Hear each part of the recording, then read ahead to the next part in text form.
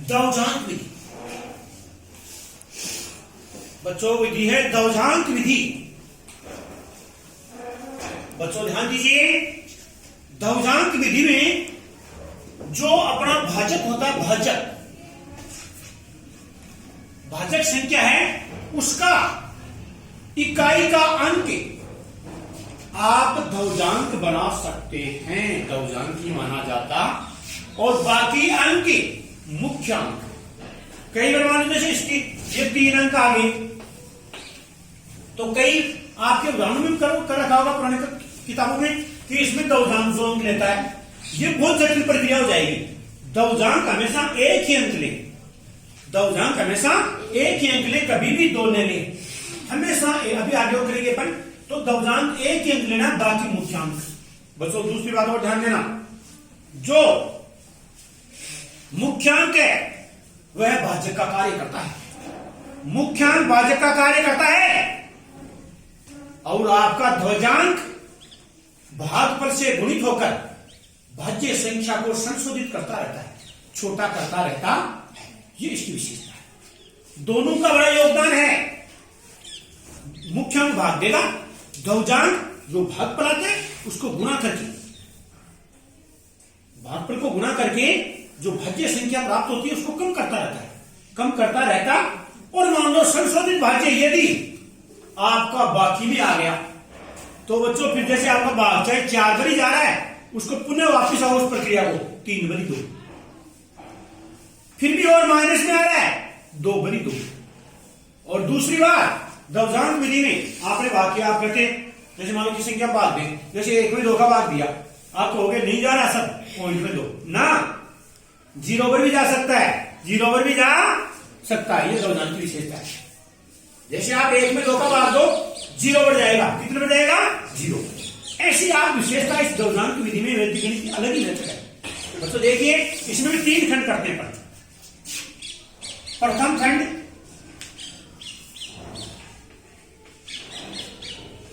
मध्य खंड,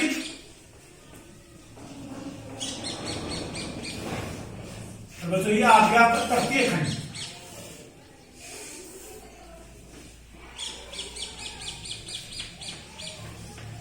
बच्चों ध्यान देना, यदि आपने ध्वजांक 1 अंक लिया है, वैसे इसमें 2 ही अंक, 1 ही लेना, 3 हो तो भी 1 अंक ले, तो आपका भाज्य का 1 अंक तृतीय खंड में आएगा।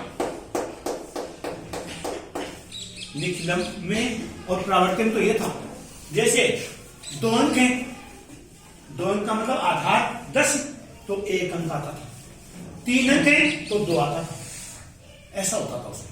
लेकिन इसमें दौजांक आपने 1 अंक लिया तो 1 अंक लिखे, तो देखो मैं लिख देता हूं उसमें दौजांक मैंने आप बच्चों आपके सामने ले लिया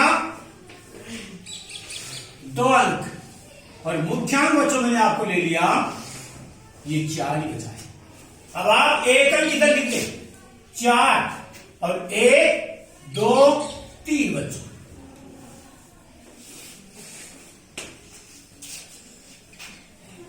ध्यान देना बच्चों, मैंने आपको कहा है कि हमेशा संशोधित भाज्य बनाया जाता है इसमें बार बार। पहली प्रक्रिया में तो बनेगा नहीं, क्योंकि पीछे कोई संख्या नहीं भागफल की, आगे प्रक्रिया में बनता रहेगा। देखिए संकेत करते हैं अपन, संकेत बहुत इंपॉर्टेंट इसके अंदर।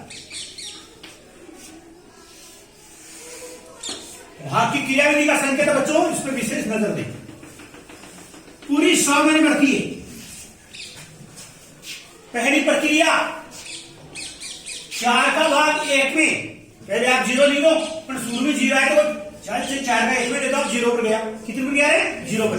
तो शुरू में 0 आए, जैसे मान लो 5 किलो, उसको कोई महत्व नहीं है, तो आप इसको छोड़ो, तो आप 12 में दे दो, किसमें दे दो 12 में। तो आप ऊपर लिखेंगे यहां पर भाज्य 12, भाज्य 12 और भाजक 4, भाजक बच्चों आपके 4। ध्यान दीजिए, अब भाग देते हैं बच्चों, 12 भाग 4 बराबर यहां लिख दो भागफल, और यहां लिख दो शेष फल। 4 × 12 और शेष फल 0। शेषफल 0। बच्चों आपने यहां लिख दिया 3 और शेषफल यहां 0 लिख दिया बच्चों, शेषफल यहां लिख दिया 0। अब देखिए आगे, नया भाज्य आपका आ गया बच्चों 0,3। नया भाज्य आपका आ गया 0,3। नया भाज्य आपका आ गया 0,3। ध्यान देना, नया भाज्य 0,3। बच्चों अपने जो 0,3 नया भाज्य है उसको अपने अब संशोधित भाज्य बनाएंगे, संशोधित भाज्य बनाएंगे। तो देखो, संशोधित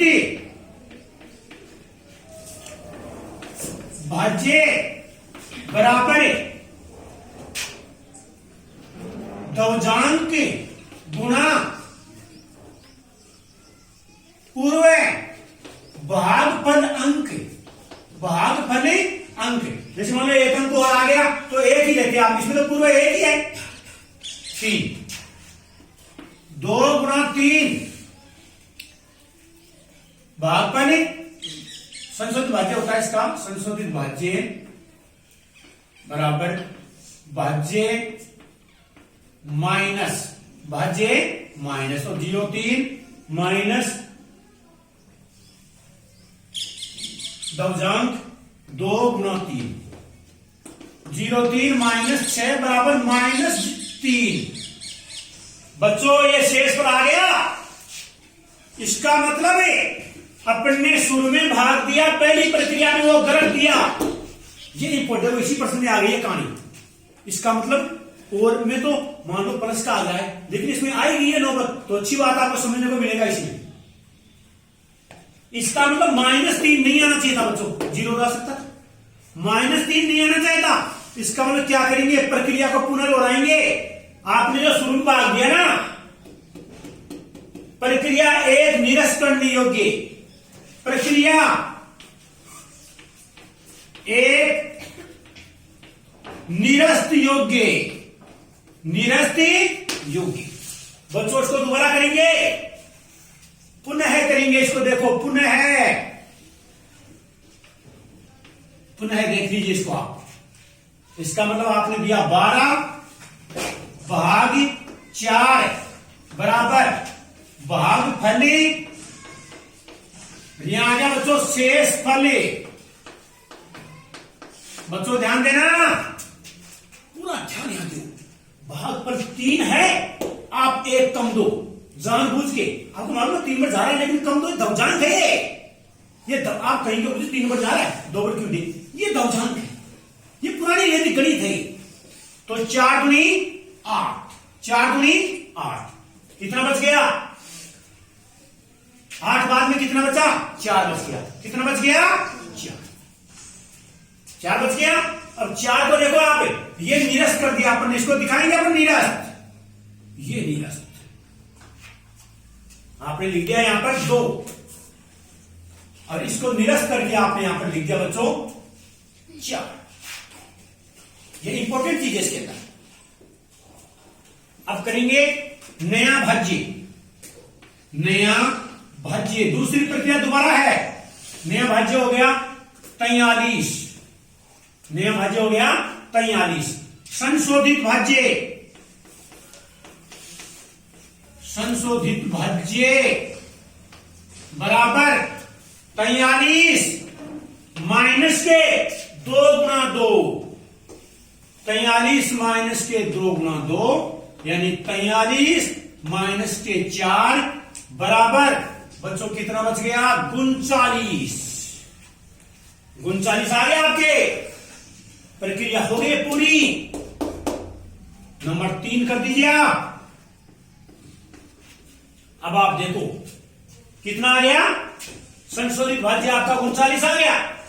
तो 39 भाग 4 बराबर भागफल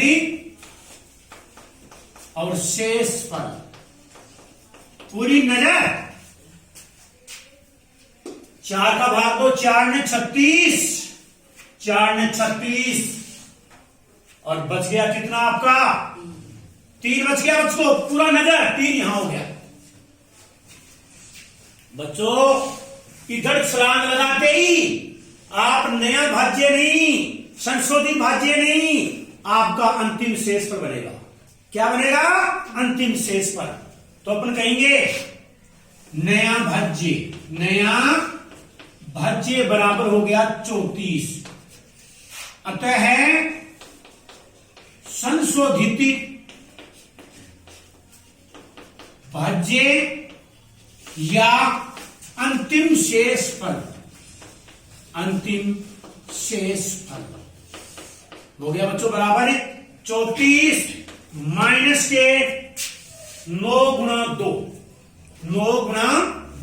या 2 गुणा 9। 34 में से गए 18, 34 में से गए 18, बच गए आपके 16। कितने बच गए बच्चों आपके? 16। तो आपने लिख दिया ये भागफली